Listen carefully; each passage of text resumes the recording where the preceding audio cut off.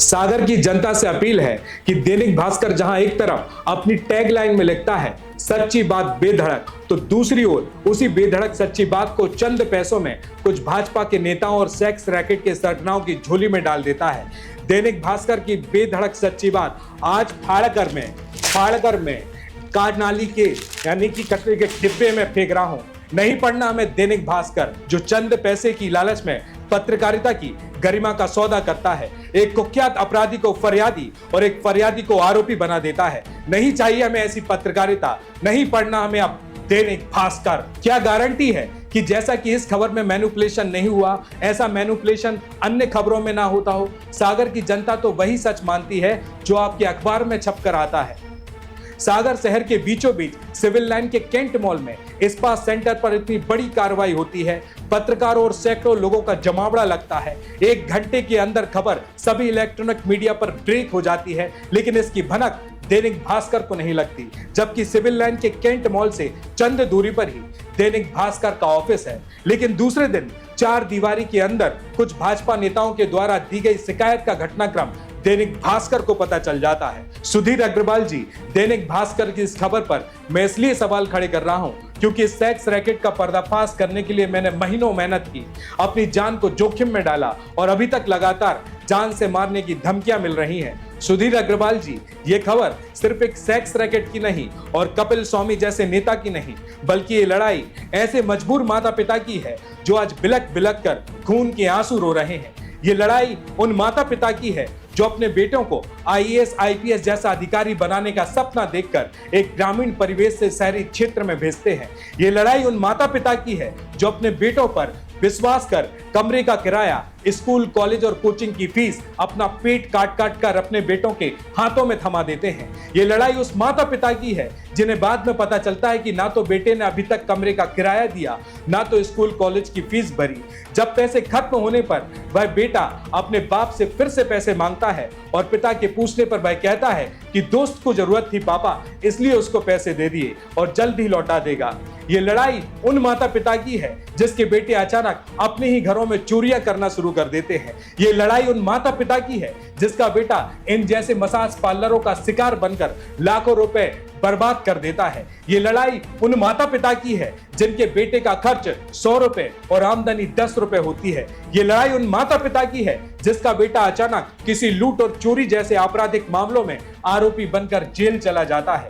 ये लड़ाई उन माता पिता की है जो अपने होनहार बेटे के जेल जाने के बाद दुनिया भर के लोगों के ताने सुनते हैं, अपमानित होते हैं, शर्मिंदा होते हैं। ये लड़ाई उन माता पिता की है जिसके बेटे कर्ज में डूबकर डिप्रेशन का शिकार हो जाते हैं। ये लड़ाई उन माता पिता की है जिनका बेटा अचानक फांसी के फंदे पर झूलकर अपनी जीवन लीला समाप्त कर लेता है। ये लड़ाई उस माता पिता की है जो मेरे सामने छोटे बच्चे की तरह फूट फूट कर खून के आंसू रोए हैं। ये लड़ाई कपिल स्वामी के खिलाफ नहीं, ये लड़ाई उस मसाज पार्लर के खिलाफ है जिसने युवा पीढ़ी को बर्बाद कर दिया। लेकिन अब नहीं, बिल्कुल भी नहीं।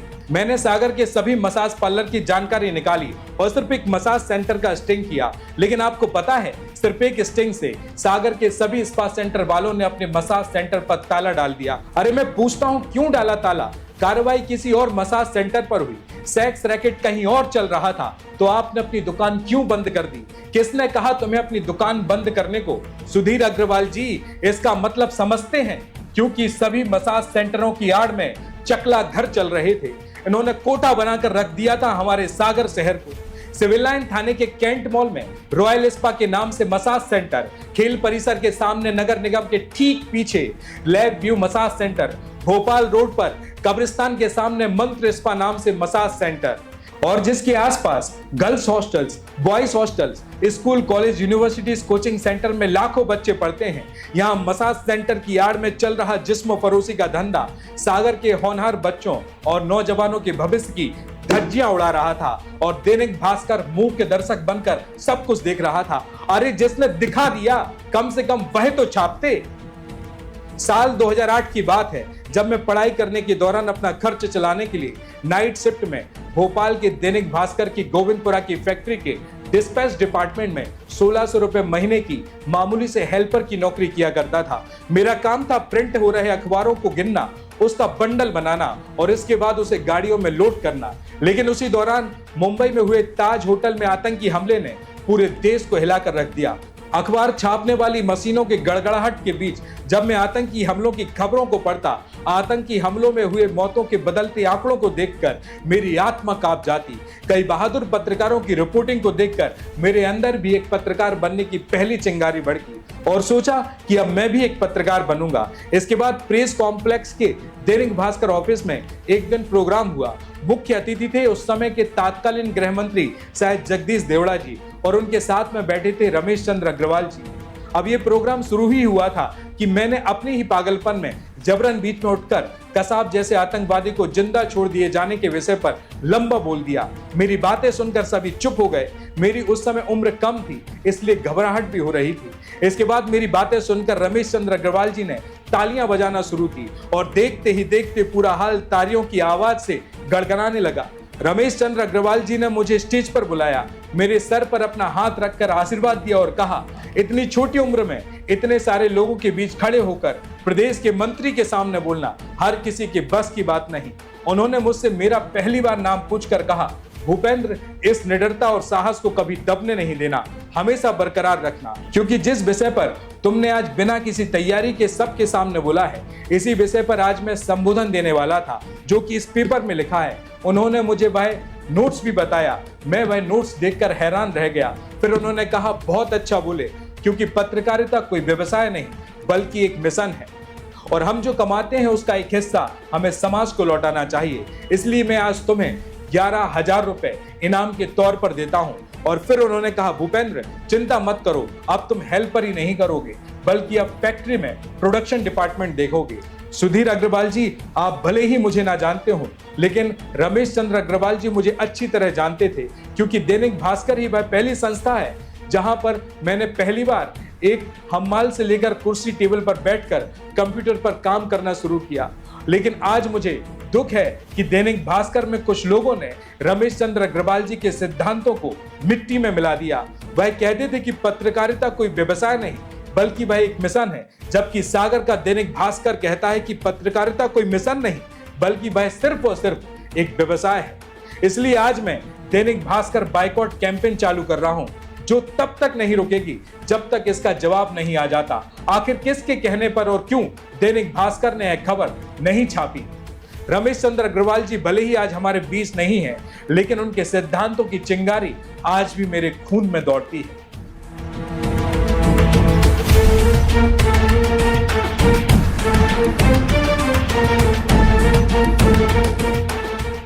तो अब आगे खबर की ओर बढ़ते हैं, क्योंकि अब तक सागर की जनता के बीच दैनिक भास्कर में 11 नवंबर के एडिशन में छपी एक खबर से कई लोगों के बीच भ्रम पैदा करने वाली बातें उठ रही हैं। जैसे कि सागर के सीएसपी ललित कश्यप का दैनिक भास्कर में दिया गया वह स्टेटमेंट। इस स्टेटमेंट में इस्पात सेंटर के संचालक और हिंदू जागरण मंच के डॉक्टर सराफ ने एक दूसरे पर मारपीट करने के आरोप लगाए हैं और दोनों तरफ से शिकायत दर्ज की गई है, जिसकी जांच कराई जा रही है। जबकि सच बात तो यह है कि घटना स्थल पर इस मसाज सेंटर का संचालक ही मौजूद नहीं था, तो वह कैसे खुद के साथ हुई मारपीट के आरोप लगा सकता है? सबसे पहले ये बताओ कि कौन है स्पा सेंटर का संचालक जिसने कंप्लेंट दर्ज कराई है? वहीं दूसरी बात, इस खबर में सीएसपी ललित कश्यप के मुताबिक हिंदू जागरण मंच के डॉक्टर उमेश सराफ यहाँ कोई स्टिंग ऑपरेशन करने आए थे और इसी दौरान विवाद हुआ। ऐसा बताया जा रहा है कि आपत्तिजनक वस्तुओं में अनयूज्ड सामग्री मिली है, क्योंकि अनयूज्ड सामग्री कोई भी रख सकता है और इससे देह व्यापार का कोई भी आरोप सिद्ध नहीं होता और फिर भी जांच जारी है। अब हम अगर आसान भाषा में बोले तो सीएसपी के दिए गए स्टेटमेंट में भास्कर लिखता है कि बिना उपयोग किए गए कंडोम कोई भी रख सकता है और इससे देह व्यापार का कोई आरोप सिद्ध नहीं होता। इसका मतलब तो यह है कि स्पा सेंटर में भारी मात्रा में कंडोम मिलने से पुलिस को कोई दिक्कत नहीं और ना ही यह देह व्यापार की श्रेणी में है। तो इसका मतलब फिर तो school, college, girls hostel, boys hostel और कोचिंग सेंटरों में भी हम भारी मात्रा में कंडोम रख सकते हैं। इसका मतलब सेक्स करते पकड़े मत जाना, बाकी तो हम सब संभाल ही लेंगे। मेरी सागर की जनता से अपील है कि भले ही मैं अश्लील शब्दों का उपयोग कर रहा हूं, लेकिन इसे आप ध्यान से सुनना। एक मसाज सेंटर जहां हम उम्र की लड़की हम उम्र के लड़कों के पूरे कपड़े उतरवाकर अर्धनग्न अवस्था में लड़कों की मसाज करती है और वहां भारी मात्रा में कॉन्डोम पाए जाना आखिर कैसे देह व्यापार की श्रेणी में आ सकता है? सही बात है, आप ही सही हो, हम तो पागल है ना जो इतनी मेहनत की और इतना चिल्ला चिल्ला कर इस बात को कह रहे हैं। दैनिक भास्कर जैसे अखबार में दलाली करने की भी एक हद होती है। 9 नवंबर की शाम 7 बजे यह खबर ब्रेक हुई थी कि सागर शहर के बीचों बीच सिविल लाइन के कैंट मॉल में मसाज सेंटर की आड़ में चल रहे सेक्स रैकेट का भंडाफोड़ हुआ। पुलिस मौके पर पहुंची जिसकी जांच की जा रही है। यह खबर दैनिक भास्कर अखबार में 10 नवंबर के एडिशन में छप जानी चाहिए, लेकिन नहीं छपी। लेकिन दूसरी तरफ देखिए कि पत्रिका ने क्या शानदार पॉइंट टू पॉइंट इस घटना की खबर को छापा है। अब इसके दूसरे दिन यानी कि 11 नवंबर को तो हद ही हो गई। दैनिक भास्कर में छपी खबर ने पूरा का पूरा घटनाक्रम ही बदल दिया। खबर की हेडलाइन थी, मारपीट की शिकायत पर स्पा सेंटर जांच करने पहुंची पुलिस और अनयूज सामग्री मिली। मैं डिस्प्ले में ये खबर दिखा रहा हूं, दैनिक भास्कर वालों आप भी ध्यान से देखो। अब सागर की जनता से अपील है कि ध्यान से देखो स्क्रीन। दैनिक भास्कर में 11 नवंबर को छपी सेक्स रैकेट खबर की हेडलाइन और दूसरी तरफ इसी दिन पत्रिका में छपी इस खबर की हेडलाइन। इन दोनों में कितना अंतर है यह सागर की जनता तय करेगी। इसी दिन दैनिक भास्कर की खबर में दिए गए सीएसपी ललित कश्यप का स्टेटमेंट भी देखिए, जिसमें सीएसपी कहता है कि देह व्यापार जैसा कोई आरोप सिद्ध नहीं हुआ। तो वहीं दूसरी तरफ इसी दिन पत्रिका की खबर में दिए गए सीएसपी ललित कश्यप का स्टेटमेंट देखिए। यही सीएसपी पत्रिका से कहता है कि स्पा सेंटर में मिले इलेक्ट्रॉनिक एविडेंस और पुलिस की संलिप्तता की जांच की जा रही है और जांच के बाद ही एफआईआर दर्ज की जाएगी।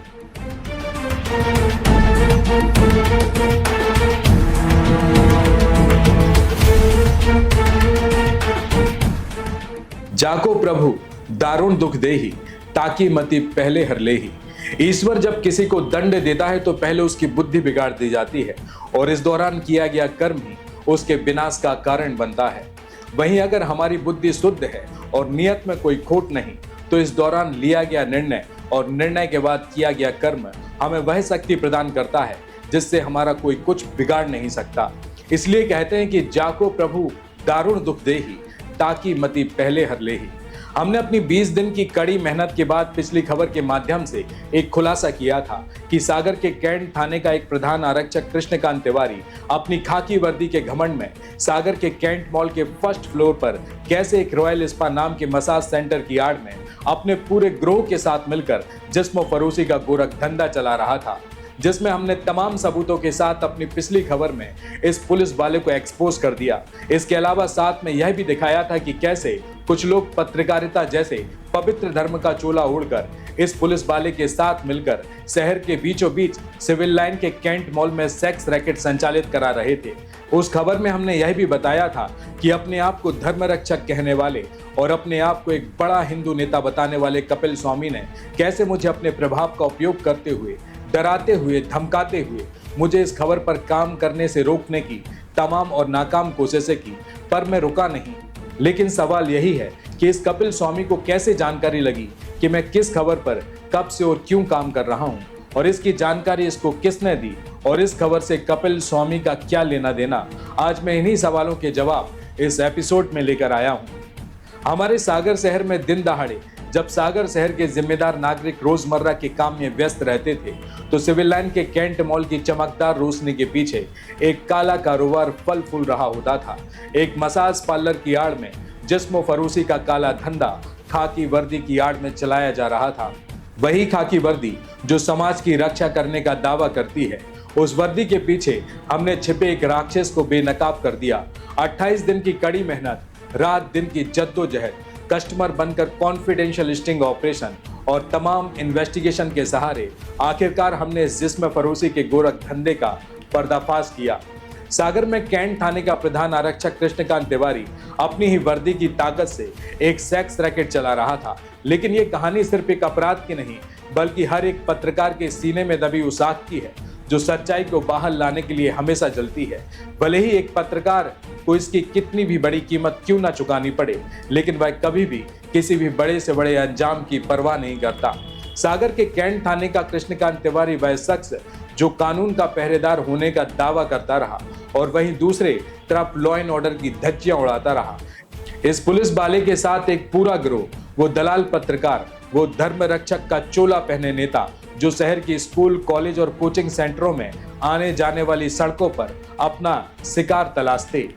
वे पत्रकार जो एक पवित्र कलम की आड़ में मासूम से बच्चों की सौदेबाजी करते और वे समाज सेवी जो मासूम से बच्चों को अपने जाल में फंसाकर एक पर्दे के पीछे उन मासूम बच्चों का शोषण करते और दूसरे पर्दे के सामने अपने आप को कोई बड़ा पत्रकार बताता तो कोई अपने आप को सागर संभाग का बड़ा हिंदूवादी नेता। हमने इसके तमाम सबूत जुटाए और जब पिछली खबर में हमने इस पूरे गिरोह को बेनकाब किया तो पूरा सागर शहर ही नहीं बल्कि पूरा मध्य प्रदेश हिल गया। वहीं जब इस मसाज सेंटर पर हिंदू जागरण मंच के पदाधिकारी, महिला वकील और पत्रकारों ने पुलिस के साथ मिलकर स्पा सेंटर पर छापा मारा तो इस टीम में शामिल महिलाओं को एक डस्टबिन में बड़ी संख्या में कंडोम के पैकेट बरामद हुए और जैसे ही इस प्रकार की आपत्तिजनक सामग्रियां मिलना शुरू हुई तो इस टीम में शामिल महिलाओं ने सख्त लहजे से स्पा सेंटर की लड़कियों से पूछा कि आखिर यहाँ पर होता क्या है। इतना सुनते ही स्पा सेंटर की लड़कियां घबरा गईं और वहां से भागने की कोशिश करने लगी, लेकिन जैसे ही टीम की महिला सदस्यों ने उन्हें रोकने की कोशिश की तो स्पा सेंटर का लड़का और दोनों लड़कियां टीम में शामिल महिलाओं के साथ मारपीट करने लगे, जिस कारण पूरे कैंट मॉल में जबरदस्त तरीके से हंगामा मच गया। इसके बाद जैसे ही उन्होंने बाहर भागने की कोशिश की तो बाहर मौजूद हिंदू जागरण मंच के पदाधिकारी और पत्रकारों द्वारा उन्हें दबोच लिया गया। फिर क्या था, इसके बाद जब स्पा सेंटर की लड़कियों के बैग चेक किए गए तो उसमें भी भारी मात्रा में कॉन्डोम, सिगरेट के पैकेट और ऑडियो रिकॉर्ड करने वाले इलेक्ट्रॉनिक डिवाइस निकले। इसके बाद फिर से जमकर हंगामा होने लगा। तो वहीं दूसरी ओर यह पूरा का पूरा घटनाक्रम वहां मौजूद पत्रकार अपने कैमरे में लगातार रिकॉर्ड करते जा रहे थे। चौंकाने वाला खुलासा तो तब हुआ जब स्पा सेंटर के लड़के और लड़कियों के मोबाइल चेक किए गए तो उसमें भी कई लड़के और लड़कियों की आपत्तिजनक फोटो और व्हाट्सएप पर अश्लील चैटिंग निकली। इसके अलावा अलग अलग 4 रजिस्टर भी प्राप्त हुए जिसमें पैसों के लेन देन और स्पा सेंटर में आने जाने वाले ग्राहकों की जानकारी थी।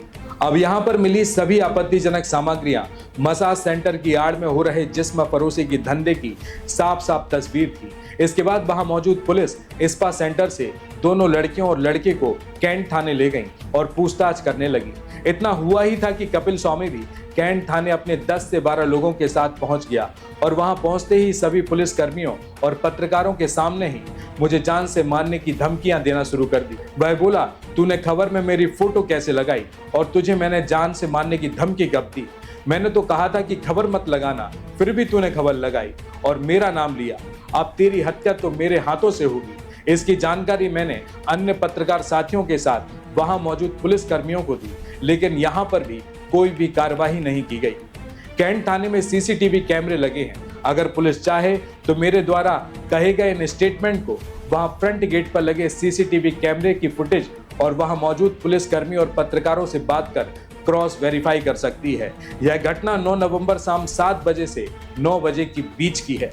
तो वहीं इसी दौरान स्पा सेंटर पर मौजूद हिंदू जागरण मंच के सदस्य और पत्रकार भी कैंट थाने पहुंच चुके थे और वहां पहुंचते ही टीम में शामिल महिला अधिवक्ता प्रीति सिंह शेखावत के साथ सभी महिलाओं ने स्पा सेंटर के लड़के और दोनों लड़कियों द्वारा उनके साथ की गई मारपीट और स्पा सेंटर में मसाज की आड़ में चल रहे सेक्स रैकेट से संबंधित जानकारी देते हुए शिकायत दर्ज करवाई, लेकिन इस पर भी आज तक कोई कार्रवाई नहीं की गई।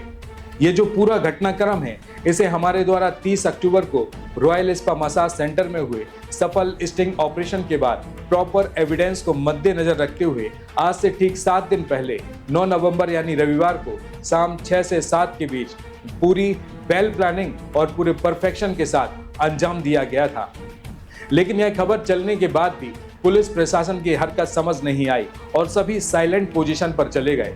इसके बाद यह खबर सोशल मीडिया से डिलीट करने और कपिल स्वामी का नाम खबर से हटाने के लिए मुझ पर तमाम प्रकार का दबाव बनाया जाने लगा। जब यह दबाव काम नहीं किया तो इस गिरोह के सभी सदस्यों ने साथ मिलकर एक षड्यंत्र तैयार किया और इसमें भाजपा के नेताओं को शामिल किया गया।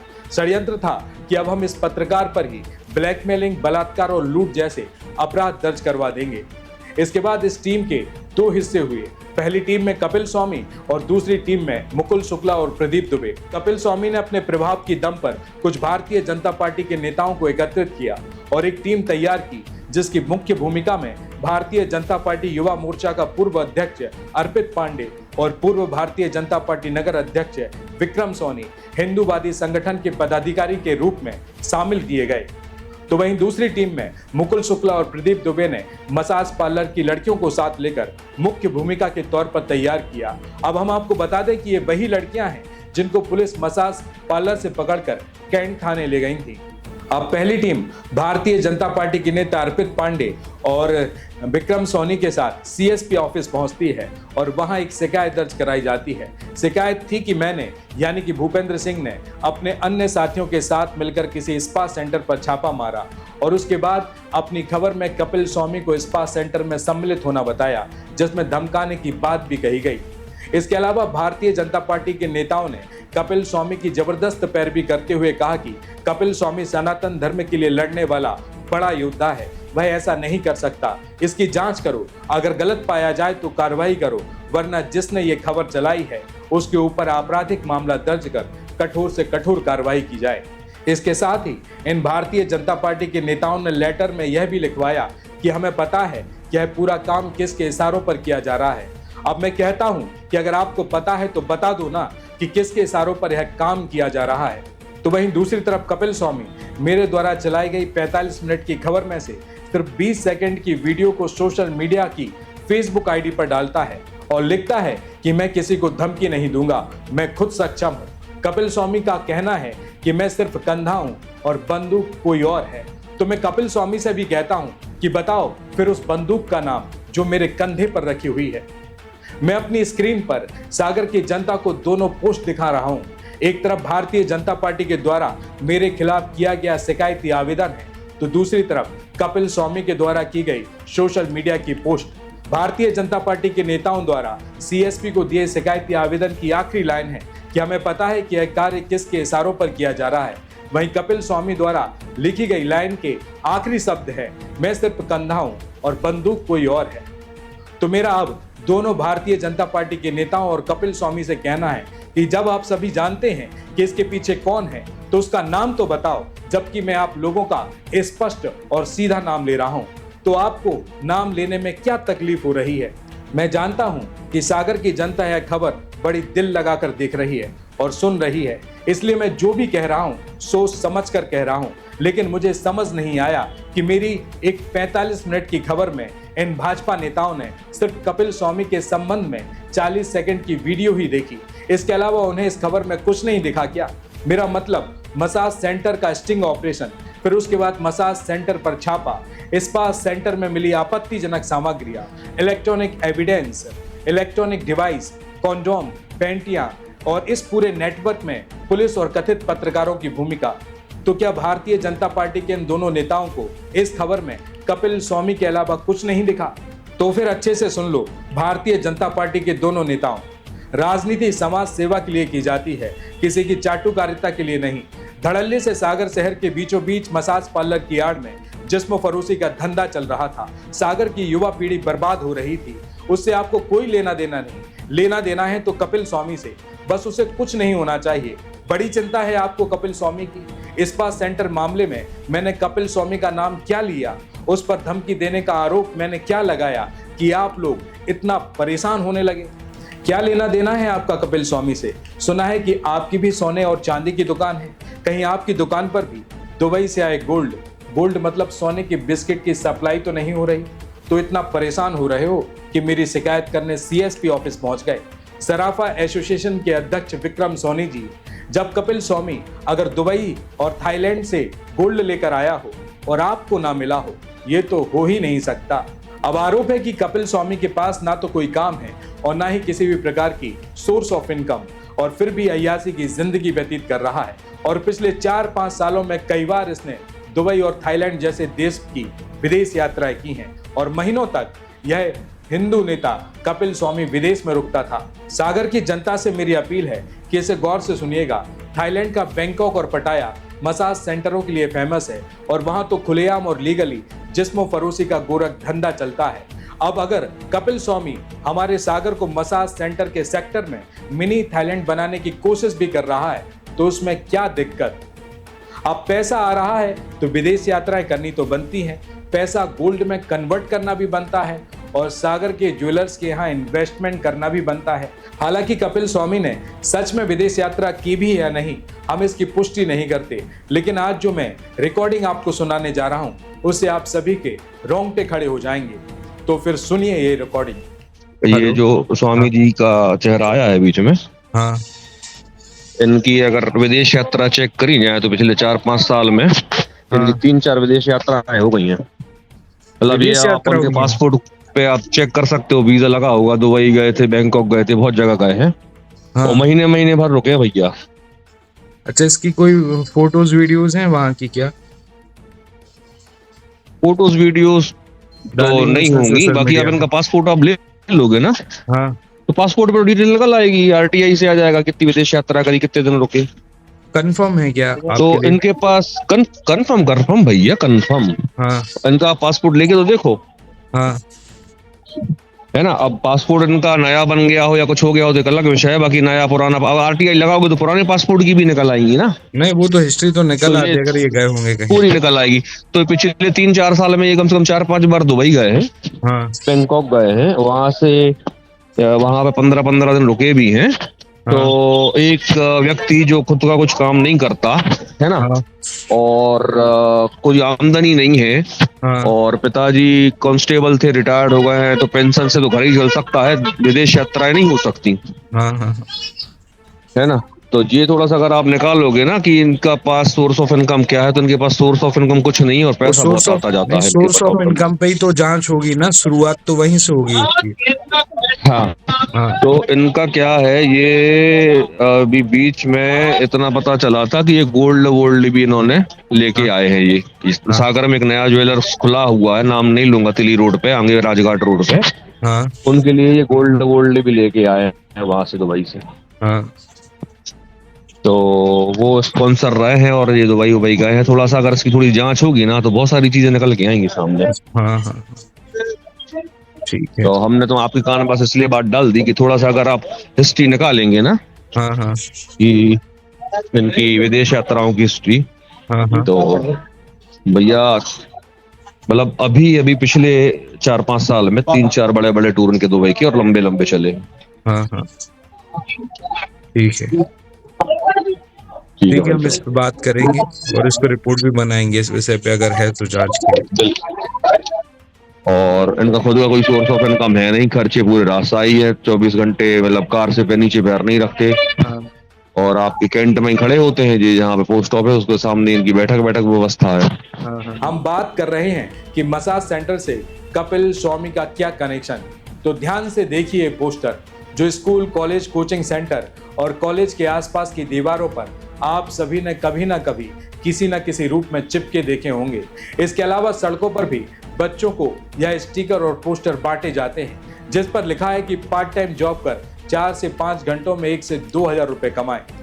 उम्र 16 years and above, only female, smart, good looking, open mind, no family restriction. अब इस पोस्टरों पर 5 नंबर दर्ज हैं। इनमें से 1 नंबर स्पा सेंटर का है, दूसरा नंबर शिवम तिवारी का है और तीसरा नंबर कपिल स्वामी का है। अब ये चौथा और 5वां नंबर किसका है इसका अभी तक तो पता नहीं चला, लेकिन चिंता मत करो, यह भी पता चल ही जाएगा। अब मैं बताता हूं कि आपको ये नेटवर्क कैसे काम करता है। जब यह पोस्टर 17 से 18 साल की लड़कियां और घरेलू महिलाएं देखती हैं तो उनके मन में एक जिज्ञासा उत्पन्न होती है कि अरे 4 घंटे का तो काम है, अगर इसमें ही 1,000-1,500 रुपए एक दिन में मिल रहे हैं तो क्या दिक्कत है।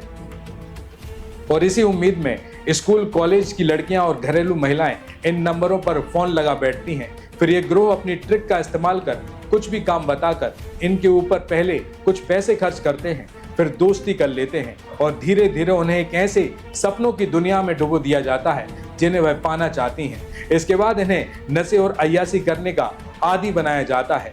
अब मैं सागर शहर की जनता से एक सवाल पूछना चाहता हूं जो बेहद गंभीर मुद्दा है। क्या आपने कभी सोचा है कि छोटे स्कूली और कॉलेज के बच्चों को शराब की दुकानों से शराब खरीदना कौन सिखाता है और उन बच्चों में इतनी हिम्मत कैसे आती है? क्या इनके माता पिता ने ये सब सिखाया? क्या इनके स्कूल के टीचर और कॉलेज के प्रोफेसर ने ये सब सिखाया? अगर आपका जवाब नहीं है तो फिर समझ जाइए कि आपके बच्चे बहुत बड़े ट्रैप में फंस रहे हैं। तो वहीं कुछ लड़कियां इस रैकेट को समझकर इस दलदल से दूर हो जाती हैं, तो किसी को यह सब कुछ अच्छा लगने लगता है, तो कई मजबूर महिलाएं इसे पैसों की तंगी को दूर करने का परमानेंट जरिया बना लेती हैं। इस कारोबार में हमेशा के लिए लिप्त हो जाती हैं, क्योंकि इस कारोबार में पैसा तो बहुत होता है। अब हिंदूवादी संगठन को कपिल स्वामी का मसाज सेंटर से कनेक्शन चाहिए था ना। ये जो बच्चों को ट्रैप करने का प्रोसेस है, जिसे हम आसानी से नहीं समझ पाते, छोटी सी पार्ट टाइम की नौकरी और चंद पैसों की लालच में जाने अनजाने में हमारे बच्चे इस घिनौने कारोबार का हिस्सा बन जाते हैं। और जो भी बच्चा या बच्ची एक बार इस ट्रैप में फंसा, उसका निकल पाना लगभग नामुमकिन हो जाता है, क्योंकि इनके सामने शराब, कबाब और शराब ये सब एक झटके में परोस दी जाती है और आगे जाकर इन मासूम बच्चों का जीवन हमेशा के लिए बर्बाद हो जाता है। अब सीएसपी ऑफिस में ये दो भाजपा नेता आखिर किस नेता के कहने पर इस कपिल स्वामी की पैरवी करने आए थे? पुलिस को इसकी जांच करनी होगी और हम सबूत भी इस एपिसोड में दे ही रहे हैं, क्योंकि आज तो सागर की जनता को यह जानना जरूरी है कि इस पूरी कहानी में किसकी क्या भूमिका है। देखिए, अब ये भारतीय जनता पार्टी के दो नेता हिंदूवादी संगठन के नेता बनकर सीएसपी ऑफिस पहुंच जाएंगे और पुलिस पर मेरे खिलाफ कार्रवाई करने का दबाव बनाएंगे, तो क्या मैं डर जाऊंगा? कमाल करते हो यार। लगता है कि हिंदुओं का ठेका भी भारतीय जनता पार्टी के इन दो नेताओं ने ले लिया है और इनके लिए मैं थोड़ी ना हिंदू हूं, पाकिस्तान से आया एक आतंकवादी हूं जिसने सागर शहर का पूरा माहौल खराब कर दिया। सराफा एसोसिएशन के अध्यक्ष विक्रम सोनी जी, इस पोस्टर के विषय में आपका क्या कहना है? क्या आप सीएसपी साहब से कहकर इस पोस्टर में दर्ज मोबाइल नंबर की सीडीआर रिपोर्ट निकलवाएंगे? मैं आपको इस एपिसोड के माध्यम से बता दूं कि इस मसाज सेंटर पर मेरे द्वारा किए गए स्टिंग ऑपरेशन से लेकर छापा लगने तक इस विषय पर मैंने किसी भी वरिष्ठ पुलिस अधिकारी से ऑफिशियल बात नहीं की, लेकिन अपने दो विश्वसनीय पुलिस अधिकारियों को अनऑफिशियल तरीके से मैंने इस सेक्स रैकेट के संबंध में जानकारी दी, ताकि वह मेरी इस सेक्स रैकेट के मुख्य आरोपी की गर्दन पकड़ने में मदद कर सकें। लेकिन अफसोस, उस तक मैं पहुंच नहीं पाया।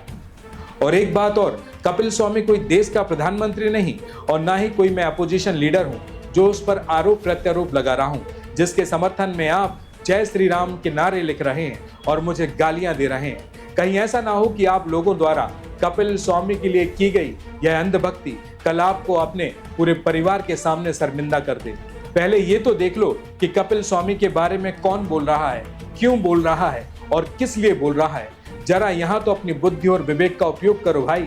सोशल मीडिया की फेसबुक पोस्ट पर एक कमेंट की जिसमें वह कहता है कि कपिल भैया ने पत्रकार को 500 रुपए नहीं दिए, इसलिए मैं उसके खिलाफ में बोल रहा हूँ। मैं इसमें उसकी गलती नहीं मानता, क्योंकि इन लोगों ने दलाली की दुनिया से कभी बाहर निकल कर नहीं देखा। और अब जो पत्रकार इनसे 500 रुपए लेते होंगे, उस पत्रकार का चरित्र क्या होगा, इन्हें भी ये लोग भली भांति जानते होंगे। लगता है कि तुम लोगों का कभी असल पत्रकार से सामना नहीं हुआ। 500 रुपए तो छोड़ो, लाखों रुपए की औकात भी एक निडर पत्रकार की कलम के सामने फीकी पड़ जाती है। इसका अंदाजा कपिल स्वामी को अब तक अच्छे से हो गया होगा, पूछ कर देख लो। और जितने भी लोग आज कपिल स्वामी का समर्थन कर रहे हैं, वो आज कपिल स्वामी के पास जाकर एक सवाल पूछना।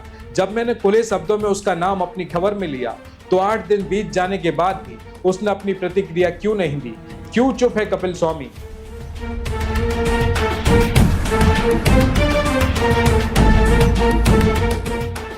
अब कपिल स्वामी की पहचान तो ऐसी है जिसकी एक आवाज में सैकड़ों लोग सड़कों पर आ जाते हैं, कपिल स्वामी के जिंदाबाद के नारे लगाने लगते हैं, कपिल स्वामी को सागर का बाल ठाकरे बताते हैं। मैं पूछता हूं कि कहां गए वो? कपिल स्वामी के जिंदाबाद का नारा लगाने वाले कहां चले गए? कपिल स्वामी से जाकर पूछो, कहां गए वो सैकड़ों लोग जो आपकी एक आवाज में सड़कों पर चक्का जाम कर देते थे? कपिल स्वामी से जाकर पूछो, कहां गए वो सैकड़ों लोग जो कपिल स्वामी को बाल ठाकरे कहा करते थे? नहीं तो कपिल स्वामी की चुप्पी ही उस पर लगे आरोपों का कन्फेशन मानी जाएगी।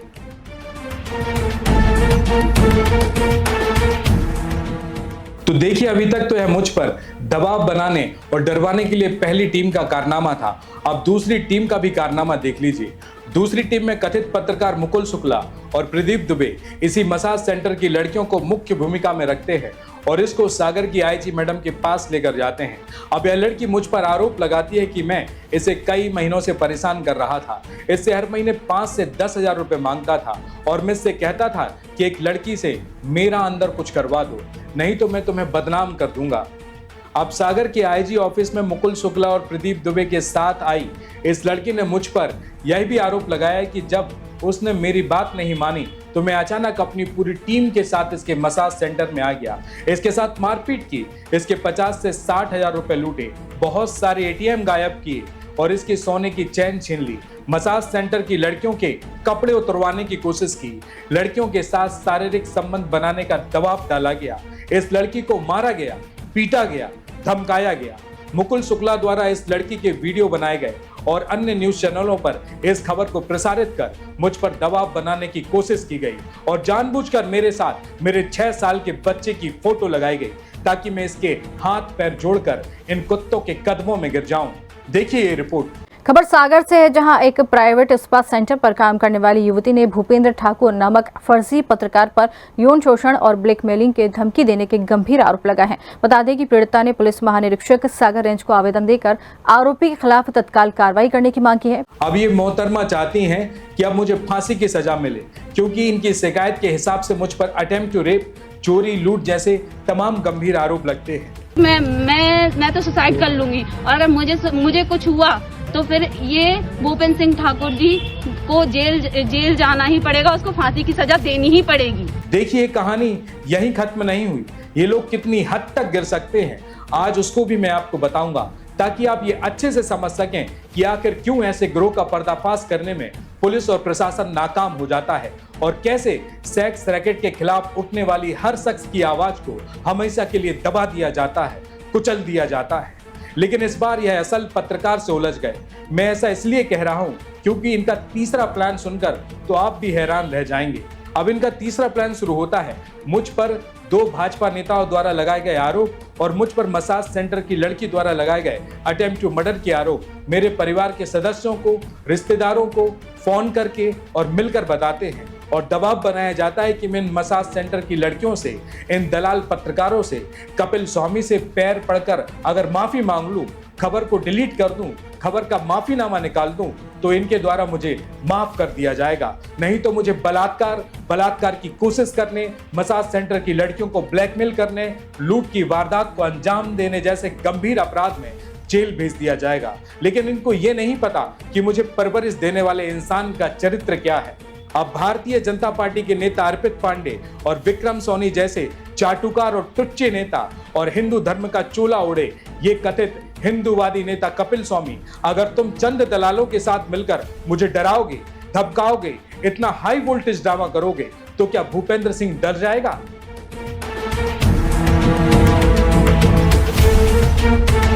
रिपब्लिक सागर मीडिया को सब्सक्राइब अवश्य करें और आप हमारी आने वाली सभी वीडियो को देखना चाहते हैं तो आपको उसके लिए घंटी जरूर दबानी पड़ेगी ताकि आपको सभी वीडियो की नोटिफिकेशन समय समय पर मिलती रहे। रिपब्लिक सागर मीडिया पर जो भी वीडियो आएगा वह सच की कसौटी पर कसकर ही आएगा।